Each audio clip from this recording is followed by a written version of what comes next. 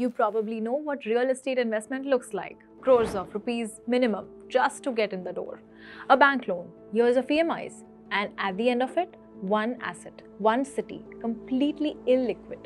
But what if I told you that for 500 rupees, you could own a slice of 5-star hotel, get paid a portion of what it earns every 6 months, and sell your stay tomorrow morning if you wanted to, straight from your phone? Is this real? Yes. And the structure that makes it possible has been sitting on Indian Stock Exchange since 2019. Today we cover REITs, how they work, why India's biggest office developers are quietly becoming hotel landlords, and what the next big chapter in this space looks like before it officially exists. Let us start with something that surprises most people. Marriott manages 17.8 lakh hotel rooms globally, but they own almost none of them. Here is how it works. Think of it like a McDonald's franchise. McDonald's does not own every outlet. A local businessman does. McDonald's gives him the brand, the recipes, the training. He puts up the money, owns the shop, and pays McDonald's a fee. Hotels work exactly the same way. The brand, whether it is Marriott, Hilton, or Four Seasons, just licenses its names and standards to whoever actually owns the building. The owner collects the money the hotel makes. The brand takes its fee and moves on. So, the building is just sitting there, owned by some investor, making money every night. That is exactly the gap that hotel investing fills. And the structure built to let ordinary investors step into that gap is called a REIT. REIT stands for Real Estate Investment Trust. Think of it as a company that owns income-generating buildings and pays you for being a co-owner.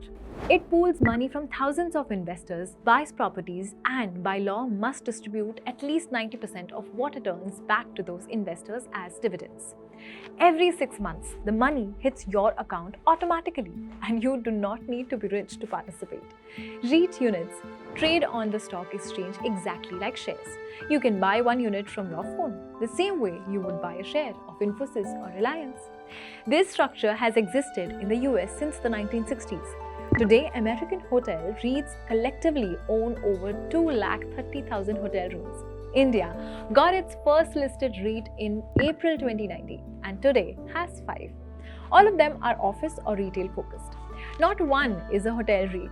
That gap is what this video is really about. Before we get to hotels, let us look at how far India's REIT market has already come, because the numbers might surprise you. Right now, India has 32 listed trusts, REITs and InvITs combined, representing total assets of roughly 10 lakh crore and a combined market capitalization of 5 lakh crore. According to a 2026 report by Avendus Capital, this market is expected to more than double, crossing 20 lakh crore in AUM by 2030. That is an additional rupees 11.6 lakh crore of fresh investment expected to flow in over the next 5 years. But here is the context that puts this in perspective. India's REIT and InvIT market currently accounts for just 1.5% of GDP. In the US, Australia, Singapore, and Japan, similar structures account for 5 to 12% of GDP. We are in the 9th year of what Avendus calls a multi-decadal growth journey. The capital is just beginning to flow. Here is the key insight. A 500 rupee unit in a hotel REIT gives you the exact same proportional claim on that hotel's income as a 100 rupee crore institution investment. Same asset, same income stream, same legal rights, just a different scale. Ownership broken into pieces small enough for anyone to hold. Now here is the part most investors in India have completely missed. This is already happening. Embassy REIT, India's first listed REIT, opened a Four Seasons hotel in Bengaluru in May 2019. That hotel has been inside Embassy's portfolio for over 7 years. Embassy has since earmarked rupees 940 crore for 2 hotels with 518 rooms in total and expects around 250 crore rupees of net operating income contribution once those assets stabilize. Mindspace REIT is currently building a 330-key hotel at its Hyderabad campus under the Ritz-Carlton brand in a partnership with Charlotte Hotels, not a budget property, a Ritz-Carlton, inside a business park. And Bagmain, They have allocated 25% of their entire 3,000 crore capital expenditure towards hotels. 1 in 4 rupees of their growth budget is going into hospitality. If you hold units in Embassy, Mindspace or Bagmain REITs today, chances are that you are already a fractional owner of some of India's most premium hospitality assets. You just had no idea. The reason these REITs are moving aggressively into hotels right now is not random.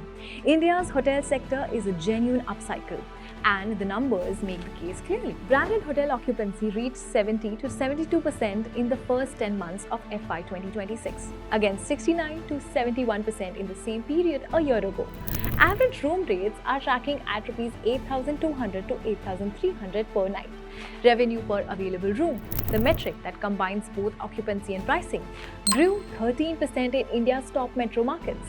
Hotel transaction volumes are estimated to cross 8,000 crore in 2026, a landmark for the Indian hospitality investment market. Institutional money from Singapore's sovereign wealth fund GIC, from private equity, from listed REITs is all flowing at the same time because the demand fundamentals are the strongest they have been in a decade.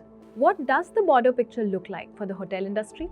According to ICRA's January 2026 report, India's premium hotel revenues are expected to grow 9 to 12% in FY 2026, despite an already strong FY 2025. By end of FY 2026, occupancy for premium hotels is expected to hold at 72 to 74%, while average room rates are projected to reach 8,200 to 8,500 per night. Large hotel companies are expected to report operating margins of 34 to 36%, more than double the 20 to 22% they earned before COVID.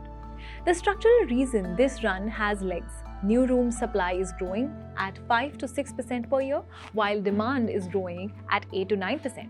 Rooms being booked are growing faster than rooms being added.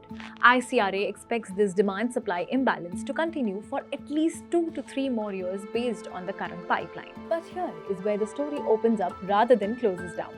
Everything we have talked about so far, Embassy's Four Seasons, Mindspace's Ritz-Carlton, Bagmain's hotel allocation, all of it is hospitality as a side play inside office-focused REITs. Hotels as the supporting cast. The main event has not happened yet. In March 2024, SEBI notified the SM REIT framework, a new structure designed to bring fractional real estate ownership to retail investors at a much smaller scale than traditional REITs. SM REITs can be structured around a single property or a small portfolio. Hotels are explicitly listed as eligible assets under this framework. The regulatory infrastructure is ready, and yet, as of today, India has 0 dedicated hotel REITs listed on any exchange. Not one. 5 listed REITs, all office or retail. 0 hotel focused. The framework is live. The market cycle is favorable. The first mover has simply not arrived. When the first standalone hotel SM REIT lists in India, it will be the Embassy REIT moment for the hospitality sector.